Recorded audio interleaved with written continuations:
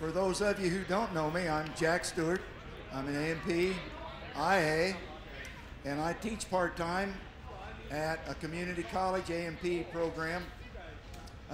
This happens to be our director here. He's checking me out to make sure he's going to renew my contract. Pick up my options, I don't know. But anyway, several years ago I got interested in Franklin engines and Stinson airplanes. The two seem to go together. But at one time, Franklin was a car company. That's where they started out. Shortly after the Ford people did. In fact, if you look at this real close, that's an air-cooled engine on there. And that's what Franklin built a reputation on. And if you look closer, you can see that the frame rails are made out of wood. So this is a very old a very old car. And they built some kind of funny looking cars to our standards because they didn't have radiators on them. They didn't need a radiator. Air-cooled engines. And then along about, I don't know, the 1920s, I got a cheat sheet here. Well, in 1947, a guy named Tucker decided he wanted to build a car. This is a Tucker. Tucker was quite the con man, for lack of a better word. He sold a bunch of cars, but he didn't have them built. And kind of the way they do it nowadays, don't they? Anyway, he got people's money, and then he started building the cars. Well, in the meantime, he bought air-cooled motors. In the 1930s, during the Depression, Franklin engine went almost belly up. So a group of the employees got together and they bought the company and renamed it Air-Cooled Motors. But all of the machining, the tooling, and everything still said Franklin on it. So back then there wasn't as many lawyers. So they kept the name Franklin on everything, but it was actually Air-Cooled Motors. And in 1947, Tucker bought Air-Cooled Motors so he could have engines for his cars. And if you look, let's see if this thing works. Yeah, right there in the back. Ah, there you go. It's a rear engine car, not unlike a Corvair or a Volkswagen. And the engine was in the rear, and you see the cooling openings there on the fenders. And they were really modern cars compared to what they had. 1947, 48. And they were kind of aircraft themed interiors. Who knows what his designers was thinking of. It was the Art Deco period. But strangely enough, right after World War II, about 60% of all general aviation aircraft engine orders was for Franklins. Everybody used them, including Belanca, Bonanzas, even some 172s. They all had Franklin engines in them. But as soon as Mr. Tucker bought the company, he said, that's it, we're going to concentrate on cars. We're not going to make airplane engine parts. So all of our airplane engines that's still flying today, the parts were made 1947 or before. They haven't made any new Franklin parts lately. So anyway, we ended up with this. That's my plane on Be Your Left, and that's the plane that I kind of learned to fly in on the right. And you'll notice the one on the right is a big tail model, and the one on the left, because I'm a low-time tail dragger, is a small tail. And to me, they handle easier on the ground. It's all what you have a preference for. Somebody mentioned during Brett's presentation, up in the air, there's no difference in the way they fly. I agree.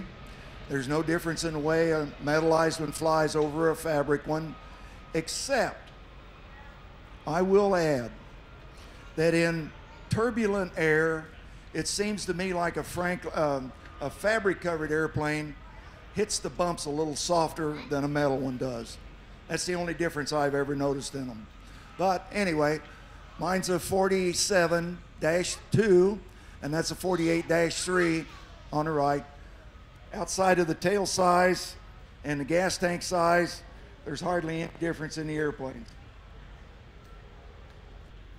When it comes to engines, if you're used to a Lycoming or Continental, Franklin is a strange animal.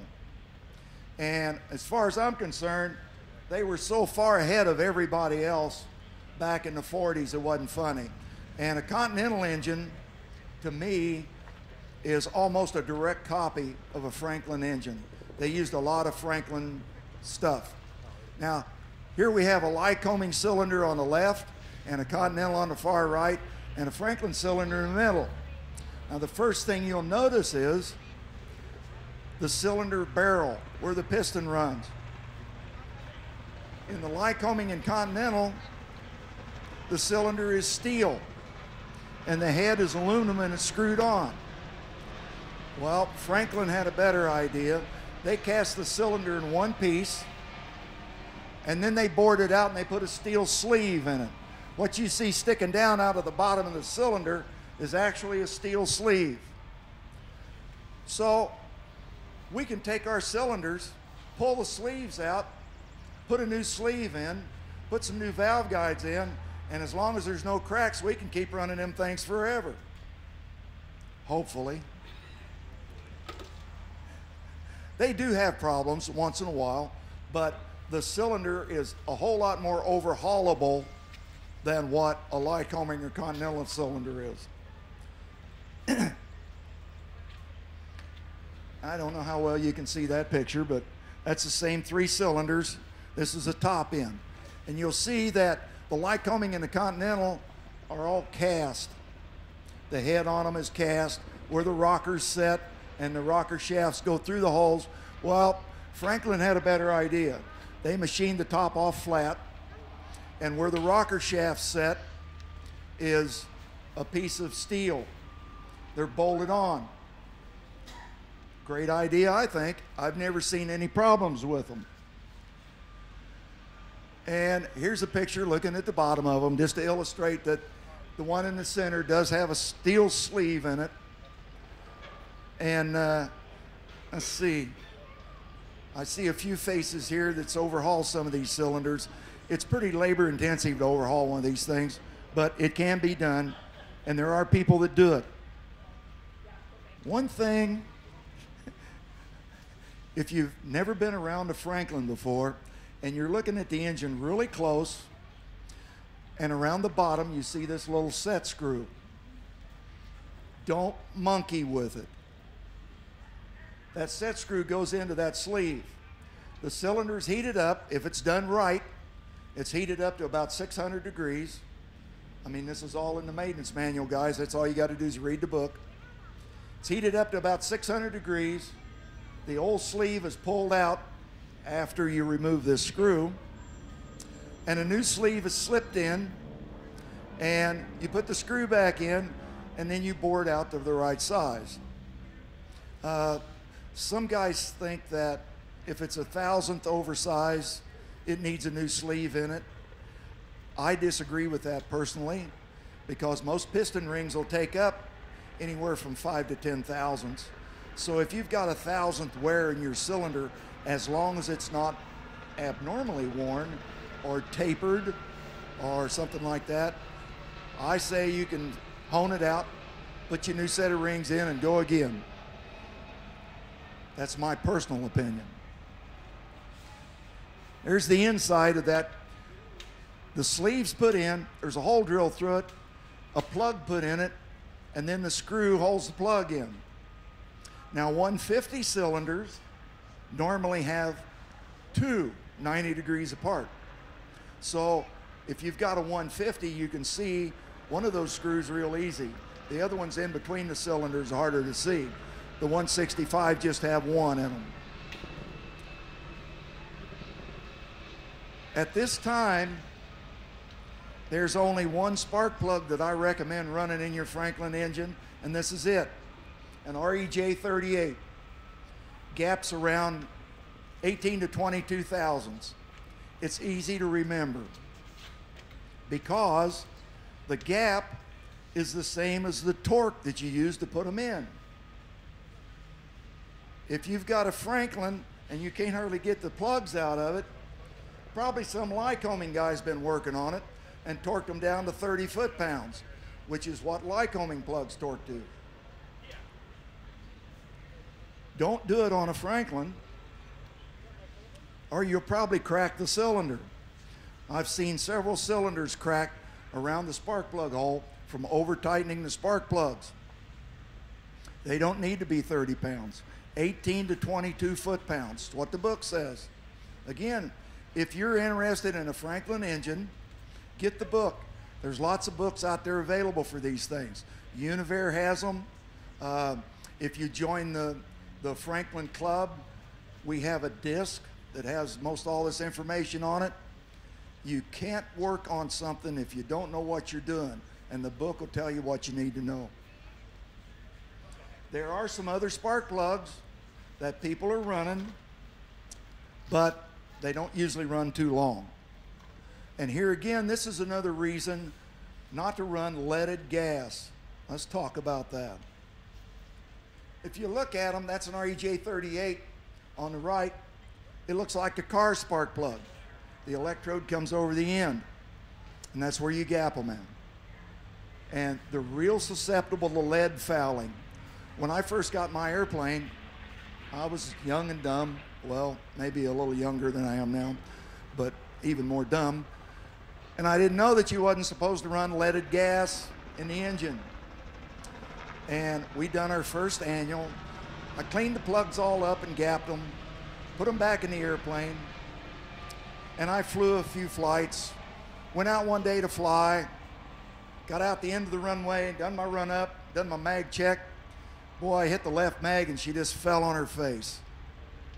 Now what? So I go back to the hangar and I start pulling spark plugs out. I learned a long time ago in troubleshooting class, you always go for the easiest thing first. So spark plugs was the easiest thing. And I pulled the spark plugs out and two of them looked like snow cones on the end. Well, it's lead. If you were messing around with cars back in the 60s, like I was, it was pretty common to change your spark plugs about every 5 or 10,000 miles. They wasn't wore out, they was lead fouled. These plugs were lead fouled, 12 hours. So that's when I got to checking around and I said, whoa, we better start running car gas. Now, the big question is, do I have to have an STC to run car gas? My answer is no. You're throwing your money away on an STC. What does STC mean? Well, I teach this stuff at school, so I'm pretty well read up on it. It's a supplemental type. It supplements your original type certificate. In other words, you've modified the airplane. You've done something to change it from its original certification. Okay, when I put car gas in my airplane, what have I modified from the original type certificate? The original type certificate for a Franklin engine says it's supposed to burn 80, 87, what we used to call red gas. It's not been available for 40 years, 30 anyway. So the next best thing is 90, 92 octane car gas. No ethanol. You can't run any ethanol in an airplane. It's against the FARs, for one thing. And another thing, you might find yourself stranded someplace because ethanol has a tendency to eat up the rubber lines and parts inside the carburetor. So anyway, why do I want to give some guy, and this is my argument to the FAA, and I've got a few of them that's even going my way on this. My argument is, why do I want to pay somebody for an STC and all he gives me is a piece of paper and a little band to go around the intake manifold that says I can run car gas? I haven't modified a thing. And I'll bet you a week's pay that he never checked this in a Franklin engine. He may have checked it in Lycomings and Continentals. That's how you get an approval for an STC. You have to do the test work. This guy probably never even seen a Franklin engine, let alone tested it. So my argument is, and like I said, I've had this discussion with the FAA, if I have to have an STC to run 90, 92, 94 octane car gas in my airplane, why don't I have to have an STC to run 100 low lead in my airplane? It's not on the type certificate. Well, it's approved. It's not approved for my airplane, or it would say so on the type certificate. Anyway, that's like, is a big tail better or a little tail better? We'll probably argue that, we'll argue that point forever, right? But that's my standings. Okay, now, one of the big differences between a Continental and a Franklin engine, this is a Continental intake log, and you see the rubbers in it. You bolt the cylinders on a Continental, you torque them all down according to specs, and there's a proper torquing sequence. There is on all engines. And then you bolt this intake log on. Well, don't try that with a Franklin. Put your cylinders on loose. If you've just had one cylinder off, fine. Put it on, put the nuts on finger tight. Then you bolt your intake log on. I have a picture. Up. Wow, that a pretty one. You bolt your intake log on with no gaskets. And here again, guys, I'm just quoting what the book says. You torque your intake log down, and then you torque the cylinders down. And then you take the intake log back off, put the gaskets on, put it back on, torque it like it's supposed to. If you don't do that, the intake log is one piece. There's no rubbers, there's no room for give. If you don't do that, you'll end up with an intake leak. An intake leak a lot of times can mean a cylinder's running lean. If it's running lean, it's probably going to burn something up inside, and you're going to say, oh, them lousy Franklin engines are no good. It's not the Franklin engine's fault. It's the guy that's doing the work on it. So if you have a mechanic that is not familiar with Franklin engines, what's the first thing you're going to do? Buy the book. In some cases, it's even available for free. So there's no excuse not to use the book. Okay? And then sit down with your mechanic and make sure he understands what the book's trying to say. And then you can even tell him, Jack said, do it like this. Well, I've only been wrong a couple times in my life, and both times ended up in divorce. Anyway, what? Yeah? Yeah?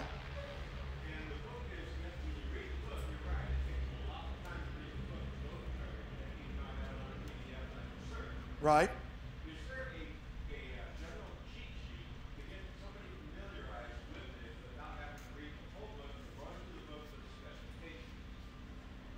The book's only 30 pages long. What's the deal? No. There, as far as I know, there's no cheat sheet. That's why you're here today, right? I'm giving you the cheat sheet. I'm giving you the highlights. He said that the book is kind of long and hard to read. And yeah, it's... Okay.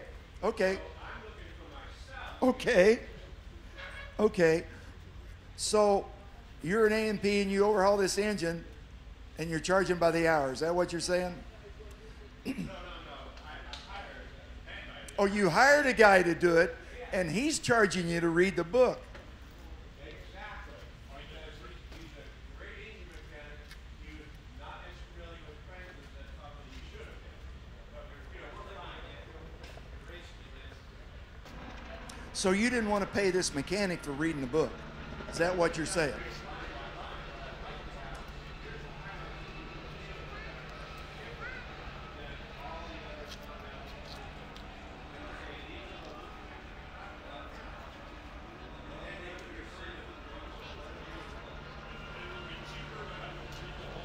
Yes. Yes. In the long run, it'd be much cheaper. Read the book. How long does it take to? It's not going to take that long to read the book. Granted, he may have to read it 2 or 3 times, like I do, to understand exactly what it's saying. But no, don't skip any one of these things. If the book says do it like this, please do it like that, because the guys that wrote those books back in the 30s and 40s weren't like the guys that write the books today. The guys that write the books today have to worry about lawyers and lawsuits and litigation and going before Judge Judy and all that crazy stuff. So, but back then they didn't worry about it. They told it like it was. So, my advice, read the book. Yes, sir. I bring up a point about if you have a mechanic that doesn't have the maintenance information there, technically he's in violation of the way the FAR. That's exactly right. Dave brings up a good point. The FAR say that you will have current information while you're working on anything, whether it be the airplane, or the engine, or whatever. You have to have current information right there available to you. And another interesting point that I learned a few years ago, who's responsible for providing that information to the mechanic? The airplane owner. Exactly right. Now, if you have to go buy a maintenance manual and you pay $500 for it, you're going to charge the owner an extra $500, right? What is it, Bob? When I go on a trip with my Stinson, I have a small catch of parts. Most might be needed parts, but the thing that any owner should have with them when they're on a trip is the airframe parts diagrams and the airframe manual, the engine parts manual, and the engine manual. Good point. Bob says anytime he goes flying, especially on a cross-country trip, and I'm the same way, and I know Dave James carries enough stuff in his airplane to build one.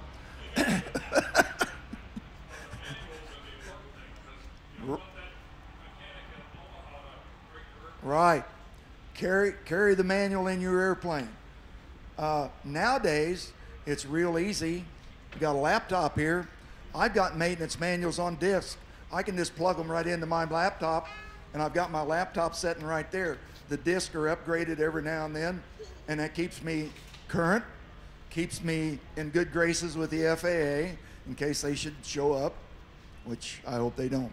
Anyway, yep, get the book, read the book, go by the book. That's a thing of beauty. I hate to say it, but that's supposed to be one of the Polish engines. That's the only one I've ever seen. And that was here at OshKosh a few years ago, and it was so pretty I took a picture of it. Nice. Yes, it's fuel injected, but outside of that, it's your basic, that, and it's 220 cubic inch, and it's got, not cubic inches, 220 horsepower. It's got the smaller crank flange, prop flange on it than what most of our 165s and 150s do. A few years ago, I was doing an annual on an airplane, and one of the cylinders was a little bit low on compression. Not scary low, but a little bit low. And one nice thing, too, about Franklin's, you can adjust the valves. You can't adjust the valves on the other guys. Well, you can, but you got to change push rods to do it. Anyway, we can actually adjust the valves with our rocker arms. So I thought, well, maybe a valve is a little tight, not closing, and this cylinder is a little bit low on compression. So I pulled this valve cover off. Good thing I did. That's not the new metallic oil. We found a lifter going south eventually is what happened. But anyway, probably a good thing I had to do that. If you've got a mechanic that does this, change mechanics immediately. There's absolutely no excuse for putting red sealer around an exhaust gasket. He's lazy. They put red sealer around that exhaust gasket because the exhaust port is pointing down. And they put that red crap around there and stick that gasket up so it'll hold it in place long enough to put the mufflers back on. That's lazy. There's no excuse for it. In fact, the other guys, Franklin's not been in business for a long time, but Lycoming and Continental both have service bulletins saying, don't use this crap around our engines. We don't like it. Well, there's a reason. I walked in a shop one day and they was doing, let's see, the right engine on a 421. So it had been a 540 Continental. And they'd been fighting an oil leak. And this mechanic, to use the term loosely, was putting a block-off plate on the back of this engine, and he had red silicone squeezing out about a ½ an inch all the way around this thing. Man, he slapped that baby on there and he said, that won't leak no more. And I happen to know the guy, and I called him by name, and I said, don't you think that if that red sealer is squeezed out on the outside, don't you think it's squeezed out on the inside the same amount? Well, the engine ran 60 hours before it plugged up an oil passage and cooked the crank. And they blamed the company that done the overhaul, and there was a lawsuit and blah, blah, blah. Anyway, don't use this stuff in your engine, guys. There's no need of it. This is the right-hand case of a 150 engine, the same one we found metal in the oil. And the reason I point this out, if you look up at the front of the engine, there's some grooves. On the older 150s, they used like an O-ring rubber in there to seal the engine case up. Man, what a pain in the butt. But boy, does it ever work well. Once you get them in there, it comes as a big string of O-ring from Susan, and you cut it to length, and you put it in there, and the case won't leak. Does a real good job. Ah, the infamous crankshaft. For those of you who've never seen one, this is out of a 150, and you'll see the opposing keyways. On the back side, the key's out of it, but on the front side, the key's in it. And this is where cracks are prone. Why the engineers ever thought this was a good idea, who knows? They could have got away with one keyway. It holds the main gear on, the drive gear, but God, one keyway, and it's 1.5 inches long and 1/4 inch thick. And there's where the crack usually develops, from that keyway to that oil passage. Somewhere in there. Usually when you take these cranks in, get them magnafluxed, this is where they'll find a crack. Usually. Other places sometimes. Again, folks, we're dealing with 70, 75-year-old metal. It's not like you can find a brand new one laying around, right, Dave? Now, this crankshaft here has pits around where the seal goes. I couldn't get it to seal up. We finally pulled the engine apart, and that's what we found. Also, there was a crack, and that's the front main bearing you're looking at, and there's an oil passage there, and there was a crack found there in this crankshaft, and what we think is the owner said that the last time he flew the plane, I think I had 5 prop seals in this thing trying to get it sealed up. And the last time he flew it, he said he noticed that there was a vibration when he was coming back in and getting oil on his windshield. Well, we magnafluxed this crank, and it had numerous cracks in it. There you can see the pits real good. And I must admit, I overhauled this engine, and I thought the seal went out a little farther than that, and those pits wouldn't be bad. Well, I was wrong. Everybody makes mistakes, and that was mine for that day. So anyway, we're in the process of finding another crankshaft. And I know where there's a brand new one at, still wrapped up, but he won't sell it. Okay. A couple more points that Brett made this morning about the light case and the heavy case. If you have a light case engine, don't worry about it. It's not going to break now. It's been flying for 70 plus years. If it's been flying that long, odds are it'll fly for another 70, we hope. Don't worry about light case engine. Also, parts availability. One of the reasons I think that Stinson airplanes are going so cheap, I saw one the other day for $13,000 with a fresh annual. Well, yeah, buyer beware. But I spent 2 years overhauling my airplane. I pulled all the fabric off, anything it needed inside. It got new cables, new pulleys, whatever it needed. And I put it all back together, and it looks pretty sharp. Looks just as good up close as it does in this picture. And somebody said, wow, it really looks good. What's it worth now? And I said, about the same as what it was worth before. What? They're anywhere from $25,000 to $35,000 airplanes.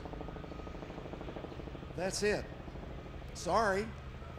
So if you're looking for an investment to make money in years to come, this is probably not what you're looking for. But if you're looking for one of the best airplanes to fly, and you can stick your family in and not have to worry about them, and you can load up the family and the tent and some luggage and fill up the gas tanks and fly for 3.5, 4 hours, this is the plane for you. Here again, it's my opinion, and I've flown some Piper products. I've flown some Cessna stuff. To me, none of them compare to this girl right here. In fact, when I was looking for an airplane, I tried out several. Everybody said, oh, you want a Piper 170.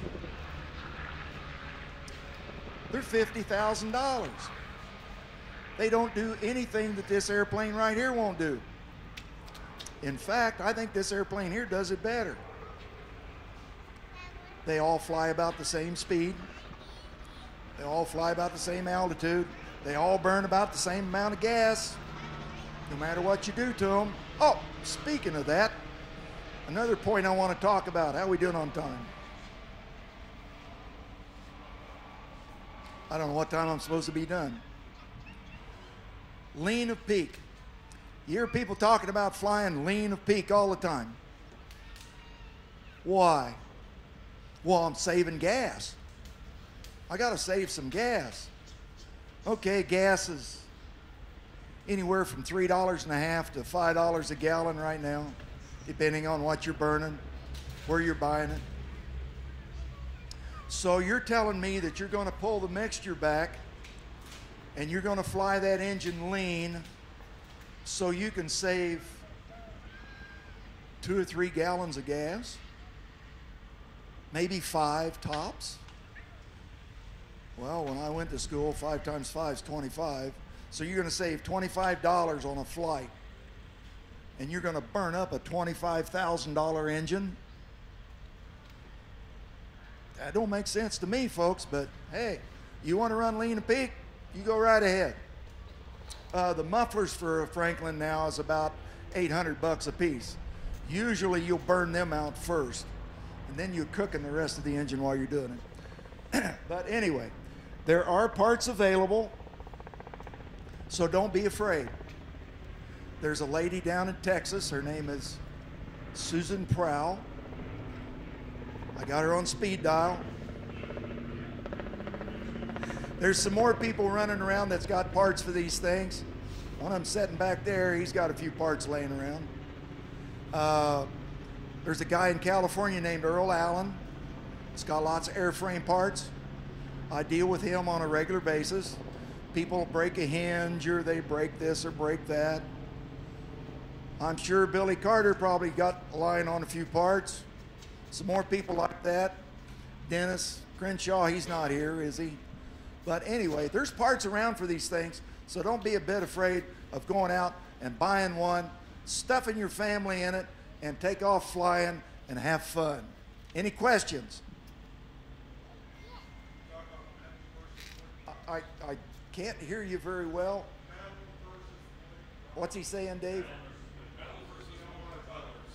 And what? Metal props versus wood props. Yes, we was going to get to that. Well, I have a metal prop on my airplane. Most of them that I work on have metal props on them.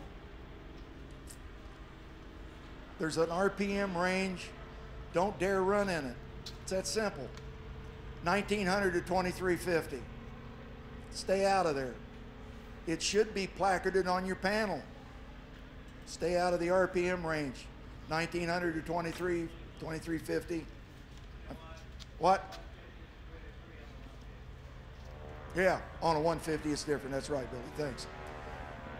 So, all you have to do is treat it like it's an old farm tractor. You go out to the field and you set the plow on the ground. You give her all she's got. You want to get plowing, right? And that's what they are, is tractor motors. They're not 10,000 RPM race cars. They're meant to turn 2,600 RPM. Run them there. That's the best place to run them. You don't run a tractor half throttle. Why do you want to run your airplane half throttle? Save that 5 gallons of gas? Maybe, maybe not. A wooden prop is nice. There's no vibration. There's no RPM range to worry about. There is a little more upkeep on a wooden prop. And it's sexy, right? It does look good. And one of these days I may go to a wooden prop. But just be aware that at least 2 times a year, if not 3 or 4 times a year, depending on how the weather changes, you need to retorque that prop. I recently worked on a home built, and I forget the name of the home built, but it had a 4-cylinder Franklin in it. It was a 190 or something like that. It was a weird little engine, and it was gear drive. And this prop had not been retorqued in forever. And it elongated the holes. Finally, 2 of the bolts give up. There was only about 3 bolts holding it on, and just about shook the engine apart. And in fact, this FBO is right next to our school, and he come over to get me because he knows I like Franklin engines. We put our heads together. It was gear drive, so we had to tear the gears out of it and check and make sure that they weren't hurt from this prop vibrating. It was shaking so bad, it blew the spinner off the airplane.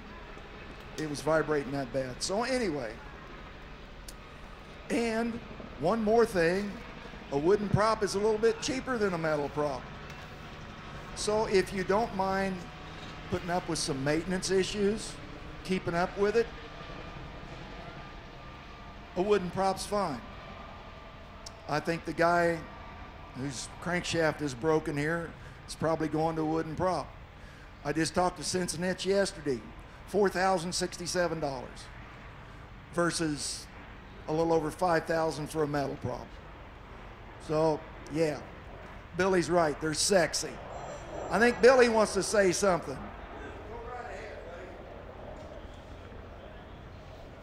I want to talk back about the Franklin engine. Bernie G, which just left, so he can't back me up on this, but he will tell you down at the forum if you ask him about it. Him and I took a couple of engines, parts of the engines, after they had been certified. Greg Lucas had rebuilt the cylinders, and he was willing for us to come out and spend some time overhauling our engines under his guiding eye. We did that, and he opened my eyes to a service letter that came out in the 1950 or 51 about your timing drive gear versus your cam timing gear. There was a couple of thousands of them that hit the market that the keyway had been drilled in them wrong, as much as 22 degrees off. So if you have a sick running Franklin, you may want to put that thing up on its nose and pull that rear case and pull those timing gears and check that timing gear out, because it could be keywayed wrong. If you tear an engine apart, you think, hey, it was running okay whenever I put it in, but not really making the power that I thought it should. I guarantee you, you'll find that timing gear off more than 2 degrees to 20-something degrees. We went through, I believe it was about 11 timing gears between our two engines, putting gears on and taking them off, heating them up on a hot plate till they were getting almost cherry red, putting them on the end of your shaft with the key in it, putting it down, putting your engine on the firing order, 32 degrees for the 165, and your cam lobe should just be starting to open at that point. And because after the cylinder has fired, your exhaust is going to start expelling, right? So that's where you want it to start to open at, and that service letter expels that out to you. So if you think that Continental mechanic can put that engine together for you, you're dreaming. You need to get that service letter, get a dial indicator to put on that #1 cam as it's coming up, and putting that timing gear on in the proper area. If you don't have those little gears to swap out and get the right one, you're going to have to order a few of them. Contact Susan.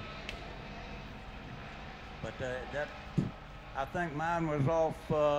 Now mine had been running for about 800 hours since its last overhaul. It had been turned down to 9 thousandths. I had my crank camshaft turned down to 9.5, and I put that engine together. It was just a half a thousandths off from being at the 10, which give it 1.5 thousandths clearance. So that's a good tight engine. And we went through 4 gears before we could get a timing gear on the back of that thing that would match up, that wasn't off 4 to 6 degrees or something. So it's a try and error. You got to fit the gear and pull it, put another one on until you find the right one. One thing I learned too, guys, is I told you could adjust the valves on a Franklin engine. The book says 40 thousandths. And if you want to, you can go on YouTube. Randy and I made a video on how to adjust those valves. You have to collapse a lifter and stick a feeler gauge in between your valve and your rocker arm. If you've got a mechanic that's used to working on Lycomings, it's anywhere from 60 to 120 thousandths is what they call for. But Franklin engines want 40 thousandths. And if you have anything other than 40 thousandths, like Billy said, they'll run sloppy if they run at all. So here again, buy the book. Go buy the book. Okay, valve timing, valve lifters. Let me get on that.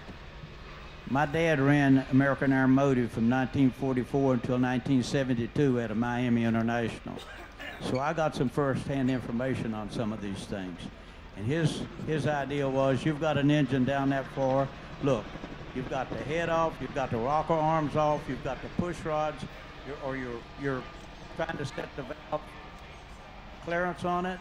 Go ahead and pull the rocker arms off, pull the lifters out. Might as well change those seals on your push rod tubes while you're at it, right? Get those off, take your little magnet and pull your lifters out. Lifters and the housing out. Wash them out in a solvent, put them in the solvent and press it down under pressure to see if they leak. If they leak, oops, call Susan, because I have found 5 in one engine just checking them in this direction before setting the adjustment on them. You can set the adjustment all day long at 40 thousandths, and if a lifter is no good, that little valve is supposed to lock and hold that fluid in there. Your time's wasted. You think you did a good job, but you haven't until you take that lifter out and you make sure that it's good and it won't bleed. If it bleeds down, you need to replace it. And they are match sets. You only take one out at a time. You start, my procedure, start at the in order of firing, okay? Number one up on top dead center. Take the valve mechanism, lifter's mechanism out of it. Valve lifter's out, your housing's out. Pull one lifter out, housing and all. Check it. If it works good, collapse it dry, blow it dry, blow all the solvent out of it, put it together dry, put it back in. Now pull the other lifter out and go through the cleaning, checking to see if it will leak on you. Blow it dry, put it back in that one. Put your housings in, your rods in, and your rocker arms back in. Proper torque. Now set your 40 thousandths on it. And what's the next cylinder after number one? Remember, number 5? Or I'm sorry, if you did number 1, you would do number 4 or number 6 is your next one in firing order. Go to that one, pull your valves out and do it. Go around and do them all that way. If you turn that crankshaft before you do your valve timing, clearance 40 thousandths on it, you've pumped oil in them and it'll be no good. So it's very important that you set your valve timing and valve clearance up at that 40 thousandths. The only way you're going to do that is dry. Now you can collapse them all day, but you haven't proven anything if your lifters are no good.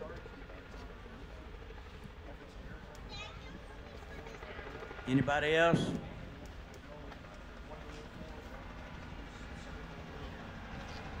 Bob Postel.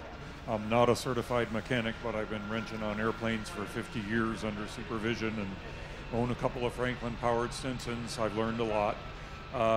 The point I like to make when we're talking about people who work on Lycomings and Continentals and the unknowing harm they can do is if you read through the specifications in the Franklin and in the Continental and Lycoming books, a run-out Franklin, a Franklin that is ready to get taken apart and overhauled because it's so loose and sloppy inside, a run-out Franklin has tighter tolerances on almost every specification.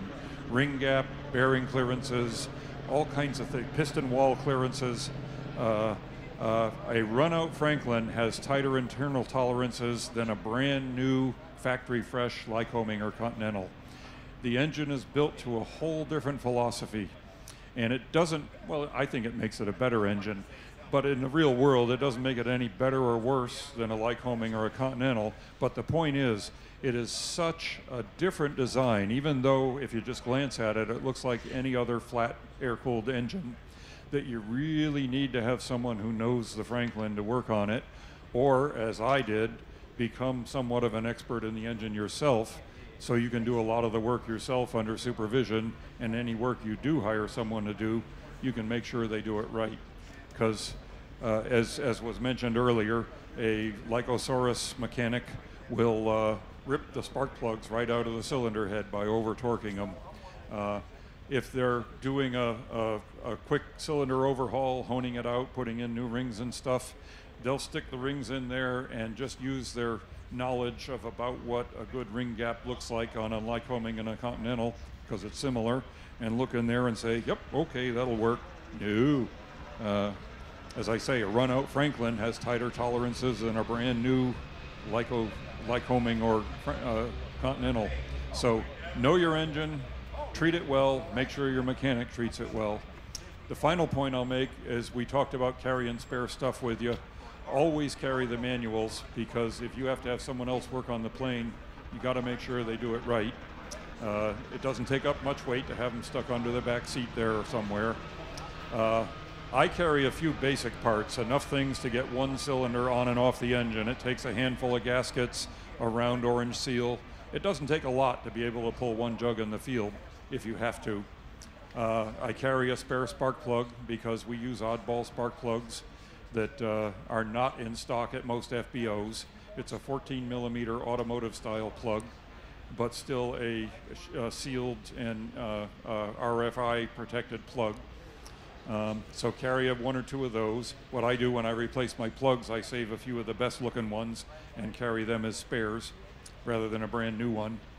And the other thing I recommend you carry, even if you don't carry any of the other stuff because you don't do your own work, is carry a spare tail wheel tire and tube.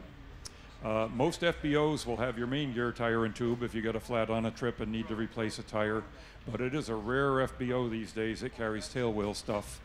And you'll spend 3 days waiting for UPS to bring you a tail wheel tire. I'm lucky enough to have a couple of spare rims because I've replaced tail wheel assemblies over the years, saved the wheels. So I have a built-up tail wheel tire and tube on a wheel with bearings in it, and it's all in a plastic bag under the seat. And if I get a flat on the road, I just swap it out. I've had the good luck to never need it, but 3 different airplanes have used my tire to get home with and then UPS'd it to me later on. So, and if you don't have a spare wheel, just carry the tire and tube. Now you've got what you need, either a new or a used tire and tube. It'll get you home. Let's go back to the Franklin engine and the intake manifolds. That casted intake manifold, I guarantee you will crack, and you'll have an intake leak if it isn't put on that cylinder change that was done, or cylinder changes on that side like he informed you on. Those cylinders go on, and the 4 small nuts are put on first, finger tight, and the reason for that being is you then have to put that manifold on and torque those manifold bolts on. There's 2 for each cylinder. Torque those on with no gaskets in between it, and that will align those cylinders up. Now you take your cylinder hold down wrench and you torque each one of those 4 nuts on all of those cylinders that you have removed and replacing. Once you've torqued those down, now you can take the manifold off, put the larger 1/2-inch nuts on there, and torque those down after the manifold has been put back on. You can't, you torque those down and then you put the manifold on, because you can't do the manifold on there and then torque all of the nuts.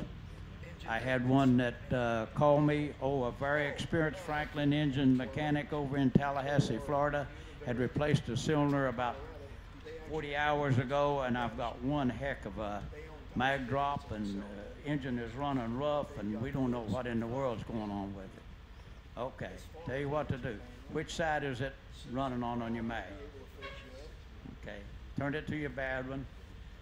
Take a starter ether can, and on idle, go up and spray that around the intake manifold, each side. When you hit the one that's got the crack in it, the RPM will speed up. And they did that. They located which manifold it was. They located the crack up near the cylinder.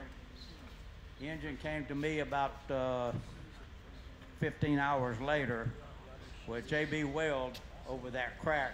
And please replace this manifold for me, will you? So, there is a way to fix that crack, but that's not a permanent fix, that JB Weld, okay? It will get you back home, or it get you to a mechanic in the place that you can have that manifold replaced on. Of course, in pulling that, I had to loosen up that cylinder and realign her cylinder that had been changed and fix it right. Good luck with it, and have that manual. That overhaul manual for that Franklin can't be beat.